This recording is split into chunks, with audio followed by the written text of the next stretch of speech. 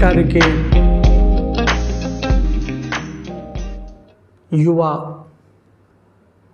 विद्यार्थियों, आज मैं आपसे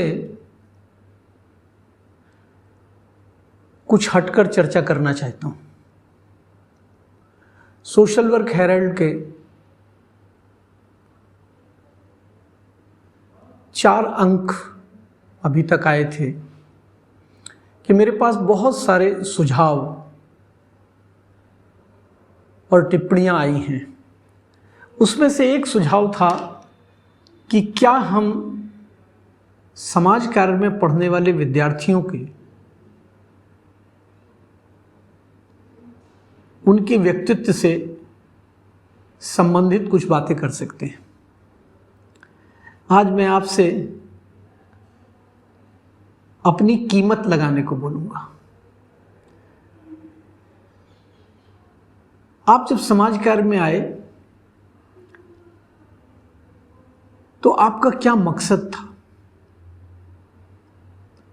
सच्चाई के साथ अगर 70% नौकरी के उद्देश्य से और 30% सेवा के भाव से आए हैं तो कोई बुराई नहीं है। 100% सेवा के भाव से आए हैं तो भी कोई बुराई नहीं है। और मैं ये कहूँगा, अगर आप 100% नौकरी के भाव से आए हैं तो मेरे हिसाब से कोई बुराई नहीं है।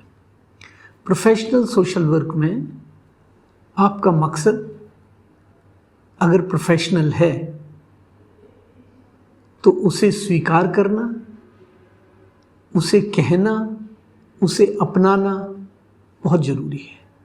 आप कैसे सोचते हैं, कैसे महसूस करते हैं, किस तरह से आप एक्ट करते हैं, रिएक्ट करते हैं, वो बहुत मायने रखता है।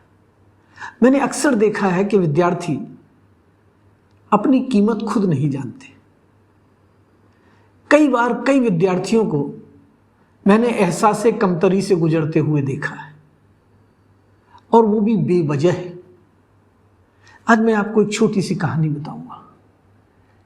एक बार एक पिता ने अपने बालक को, अपने बेटे को बोला कि ये लोहे की छड़ वहां संभाल के रख दो।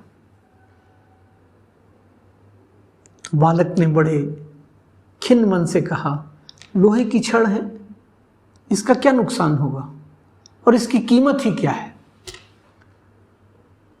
तो पिता ने उससे कहा कि इस लोहे की छड़ की कीमत कितनी है? उसने कहा होगा 10-20 रुपए।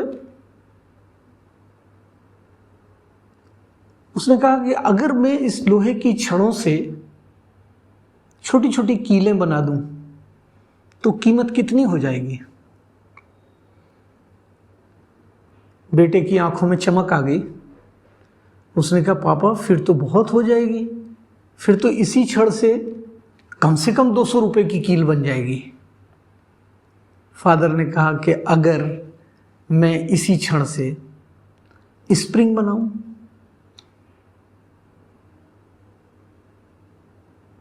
बेटे का मन उत्साहित हो गया। बोले तब तो 2-3 हजार रुपए का हो जाएगा।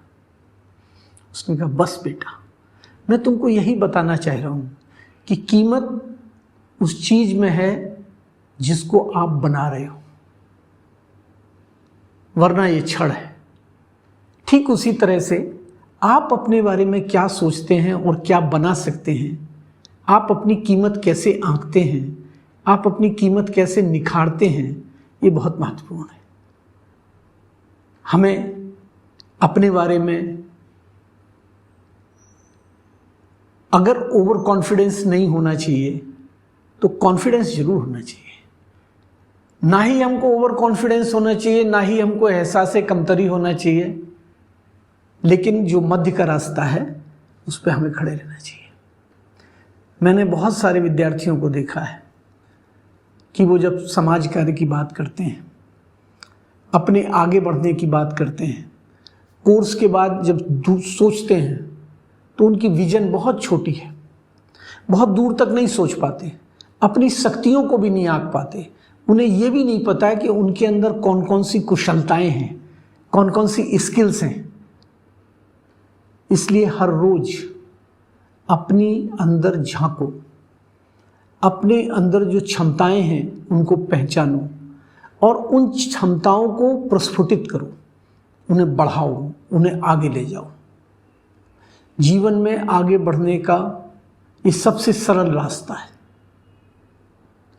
अक्सर लोग कहते हैं अपनी कमियों की ओर देखो। अच्छा है, अगर देख सकते हो तो जरूर देखो, लेकिन मैं कहता हूं कि अपनी जो ताकत है उसकी ओर देखो, उसको और ज्यादा बड़ा करो, उसको और ज्यादा रिफाइन करो। तो मित्रों, लोहे की छड़ बन के रहना चाहते हैं या उस लोहे की छड़ से स्प्रिंग बनाना चाहते हैं, ये आपके ऊपर है। सोशल वर्क हेरल्ड के इस नए संस्करण में, जिसे मैं विद्यार्थियों के लिए सीख कहना चाहूँगा, इस सीख को गांठ बांध लें, सुनते रहें, देखते रहें और अपने सुझाव भेजते रहें सोशल वर्क हेरल्ड पे। बहुत बहुत धन्यवाद। नमस्कार।